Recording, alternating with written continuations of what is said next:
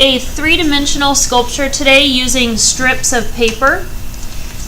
And actually, ours is going to be just slightly different than this. It's going to be very similar in that it is going to be a three-dimensional sculpture. You can see it better like this. So three-dimensional means that it sticks up off of the page. It's not a two-dimensional drawing like coloring or using like prints or markers, colored pencils, stuff like that. This is something three-dimensional that you can see it on all sides, from the bottom, from the top. We are going to be using magazine pieces. This is just copy paper, and then the kids drew designs on the copy paper, and then we rolled up the designs and stuck those together. We're actually going to, and I hope you guys can see this, this is a little basket, but it's made out of magazine as well, just little magazine rolls. Ours is going to look more like this when we're done. We're not going to make a basket. That would be amazing. But we are going to create a sculpture using the same magazine. And this is an art people are doing, and you guys can buy baskets like this at Hobby Lobby and craft stores and stuff like that. Usually it's like an Asian art that people are doing, but we can also do it here as well. So what you guys are going to do today is going to be a lot of rolling and gluing.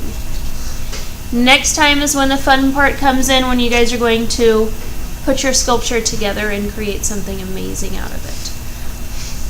So I'm giving you guys, this is just a strip of magazine, and it is cut into 4 inches by 2 inches, 4 inch by 2 inch rectangle. And all that I'm going to do is I'm going to put a little bit of glue on it. You guys will use your glue sponges. I don't have an extra glue sponge, so I'm just going to use a little line of glue, strip of glue. And then I'm going to take this side that does not have the glue on it, and I'm going to roll it over. Roll it up nice and small. There we go. And I'm just going to roll it all the way up until I get to the end. And then once I get to the end, I have to hold it for a good 10 seconds or so that I can let that glue dry. Now you guys will be using your glue sponge, so instead of making the line of glue on it, you're going to stick that part of your roll on your glue sponge. As far as the glue sponges go, you may have to turn them upside down a little bit, or somebody might have to take the sponge and flip it over. That would be fine too, to kind of get that glue up there. So I'm going to make another one. And you're just going to want to use one piece of paper at a time. It'll make it real easy because these are so thin.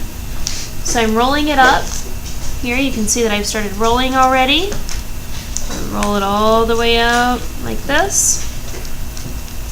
You guys will take the end of it, press it down on your glue sponge, glue it together.